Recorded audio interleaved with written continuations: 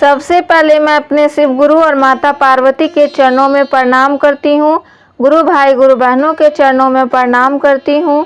गुरु भाई गुरु बहनों, आज मैं आप लोगों के लिए एक नई कथा लेकर आई हूँ। इस कथा को पूरा सुनिएगा। पूरा सुनने से शिव जी की महिमा प्राप्त होगी तथा ज्ञान प्राप्त होगा। गुरु भाई गुरु बहनों से मैं प्रार्थना करती हूँ कि इस कथा को पूरा सुने। आप लोग आधा सुनते हैं, इससे शिव जी का अपमान होता है और शिव जी की महिमा से आप लोग वंचित रहते हैं। इसीलिए मैं आप लोगों से फिर से विनती करती हूँ कि इस कथा को आधा अधूरा ना छोड़ें, पूरा कथा को सुने। तो आज की कथा यह है कि आप लोगों का समय ज़्यादा ना लेते हुए मैं कथा सुनाने जा रही हूँ। इस कथा को ध्यान से सुनिएगा। एक गांव में बहुत ही घमंडी किस्म का इंसान था। वह बहुत ही विद्वान और बुद्धिमान मशहूर पंडित था।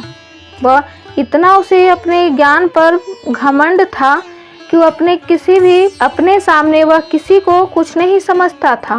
गांव में जितने भी लोग थे उस परिचित थे कि वह अपने ज्ञान को लेकर बहुत ही घमंड करता है और यह भी वह शिव जी का भक्त भी था। लेकिन इस चीज़ को भी उसे बहुत ही घमंड था कि मुझ जैसा विद्वान और शिव जी का भक्त कोई नहीं है।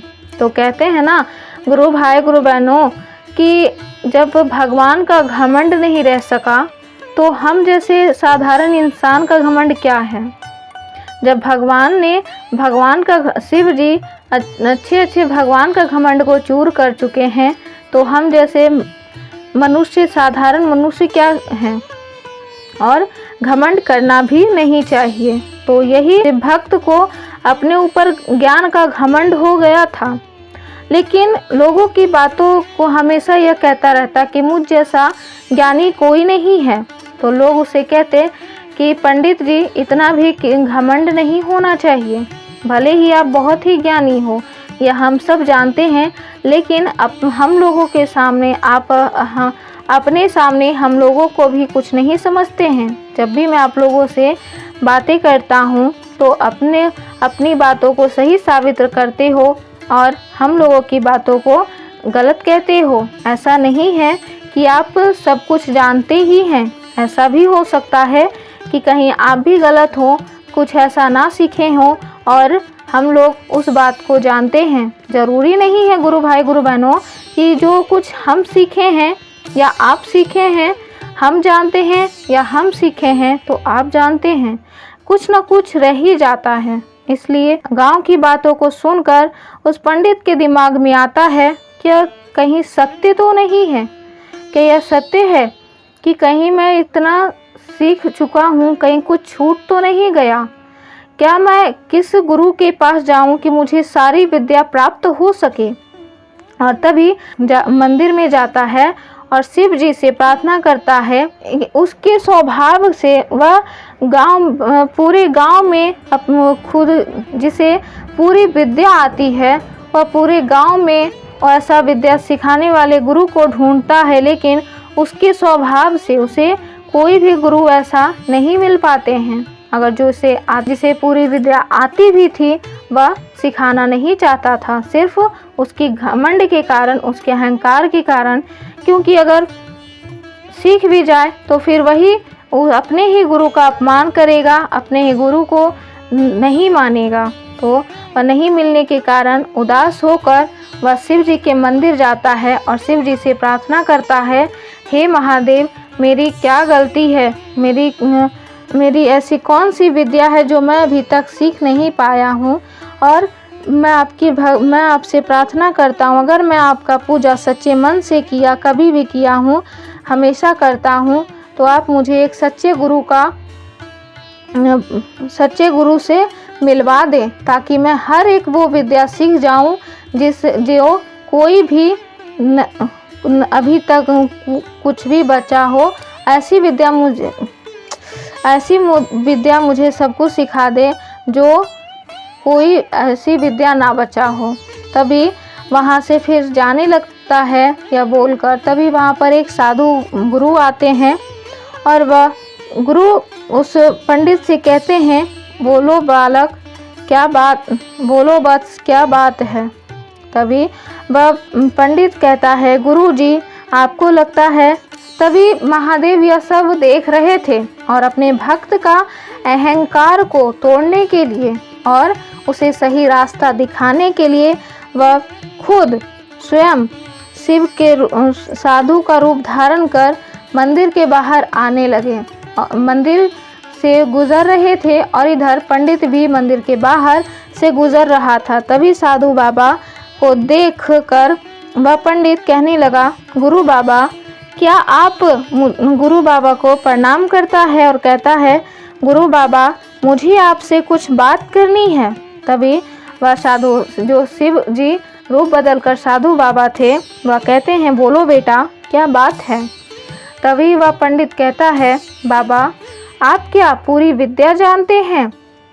तो गुरु साधु बाबा कहते हैं, हाँ मैं वह सारी विद्या जानता हूँ, तुम बताओ तुम्हें क्या मदद चाहिए? तभी वह पंडित कहता है, साधु बाबा मुझे ऐसी विद्या इतनी विद्या सिखा दीजिए जितनी की पूरी विद्या हो, वह सारी विद्या मुझे सिखा दीजिए, ऐसा कोई भी विद्या ना हो जो छूटे। तभी साधु बाबा कहते हैं, ठीक है बेटा, मैं ठीक है बस मैं तुम्हें वह सारी विद्या सिखाऊंगा, लेकिन जितनी भी विद्या तुम्हें आती है वह सारी विद्या तुम एक कागज़ पर लिख कर ले आओ, तब मैं देखूंगा कि तुम्हें कितनी विद्या आती है और कितनी विद्या नहीं आती है। तब वह पंडित घर जाता है और तभी वह पूरा जो भी उसे विद्या आती थी वह लिखने लगता है। लिखते लिखते उसे 1 साल लग जाता है। 1 साल के बाद ठीक उसी जगह पर जाता है और साधु बाबा के स्थान पर दिखाता है कि यह सब मुझे विद्या आती है।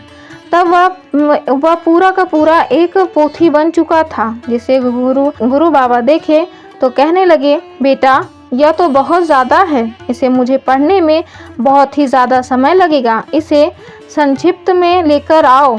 तभी वह फिर से गया और उसे फिर से लिखते लिखते 2 महीने बीत गए। 2 महीने बीत जाने से फिर वह लेकर गया तो फिर से वह साधु बाबा बोले, यह भी बहुत ही ज़्यादा है, इसे छोटा लिख कर लेकर आओ जिसे मुझे पढ़ने में आसानी हो सके। तभी गुरु ने कहा, ये बहुत ज़्यादा है, मैं इतना सब नहीं पढ़ पाऊँगा क्योंकि अब मैं बूढ़ा हो गया हूँ, मेरी मृत्यु के करीब है, तुम इसे संक्षिप्त कर लाओ, सार लिख लाओ। शिष्य फिर से वह पंडित फिर से चला जाता है। इस बार उसे 2 महीने लगते हैं। इस बार उसने केवल 100 पृष्ठ भर के लिखा और वो 100 पृष्ठ लेके गुरु बाबा के पास गया। गुरु बाबा ने कहा, यह भी ज़्यादा है, इसे और संक्षिप्त करके लाओ। कुछ समय के बाद शिष्य अपने गुरु के पास एक ही पन्ने पर सार सूत्र लिख के लाया, लेकिन पंडित अपने गुरु के पास एक ही पन्ने पर सार सूत्र लिख के लाया, लेकिन गुरु बाबा बिल्कुल मरने के करीब थे। उन्होंने कहा कि मैं सिर्फ तुम्हारे लिए ही रुका हूँ। कुछ समय के बाद वह पंडित अपने गुरु के पास एक ही पन्ने पर सार सूत्र लिख के लाया, लेकिन उन्होंने कहा कि मैं सिर्फ तुम्हारे लिए ही रुका हूँ, तुम्हें समझ कब आएगी, इसे और संक्षिप्त कर लाओ। अब शिष्य को होश आता है, वो भागता हुआ जाता है और एक कमरे में से खाली कागज ले आता है। उसने गुरु के हाथ में, वो पंडित को होश आता है, वो भागता हुआ जाता है और एक कमरे में से खाली कागज ले आता है। उसने गुरु बाबा के हाथ में वो खाली कागज दिया। गुरु बाबा ने कहा, अब तुम शिष्य हुए, मुझसे अब तुम्हारा संबंध बना रहेगा। कोरा कागज लाने का अर्थ हुआ। तभी वह पंडित को ध्यान टूटता है और उसका अहंकार टूटता है और उस गुरु बाबा से क्षमा मांगने लगता है कि जो भी मैं सीखा था वह आज मेरा अपने अहंकार के कारण वह सब व्यर्थ हो गया। मैं अपनी विद्या के कारण मैं अपने इतने अहंकार में डूबा था कि मुझे पता ही नहीं चला कि मेरे सामने तो शिव जी हैं और मुझे कुछ पता ही नहीं चला।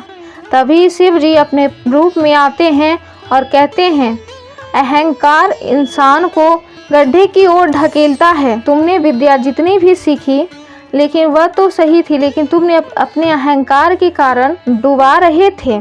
लेकिन कोई बात नहीं। पंडित शिवजी से क्षमा मांगने लगता है। तभी वह कहता है, महादेव, मैं जितनी भी विद्या जानता हूँ मैं अपने विद्या का उपयोग करूँगा। जिसे ज्ञान नहीं होगा अपनी विद्या सिखाऊंगा। और फिर शिवजी से माफ़ी मांगने लगता है। तब शिवजी क्षमा कर देते हैं और फिर वहाँ से उसे आशीर्वाद देकर अंतर्ध्यान हो जाते हैं। तब शिवजी कहते हैं, बड़ी बात है कि जब तुम किसी को गुरु मानते हो तो सबसे यह सीख है कि अगर तुम किसी गुरु के पास जाते हो तो सबसे बड़ी भूल कि तुम सब उनके सामने कहते हो कि मुझे यह सब आता है, और जो चीज़ नहीं आता है वह चीज़ उन्हें बताए। लेकिन ये गलत। अगर आप किसी के पास कुछ सीखने के लिए गए हो और आप उसे ये बताने लगे कि मुझे तुमसे दूसरा किसी बात में ज्ञान ज़्यादा है, तो फिर आप ही नहीं सीख पाएंगे जो वो जानता हो। इसलिए ये बात याद रखना कि हमेशा ज्ञानी बनकर ही ज्ञान प्राप्त हो सकता है, और अपने ज्ञान पर घमंड कभी ना करें। घमंड आपके जीवन को नाश करता है। तो गुरु भाई गुरु बहनों, अगर मेरी वीडियो अच्छी लगी हो तो मेरी वीडियो को लाइक करें, शेयर करें, और अगर मेरे चैनल पर नए हैं तो मेरे चैनल को जल्दी से सब्सक्राइब कर लें और मुझे सपोर्ट करें। और कमेंट में हर हर महादेव ज़रूर लिखें। हर हर महादेव, घर घर महादेव।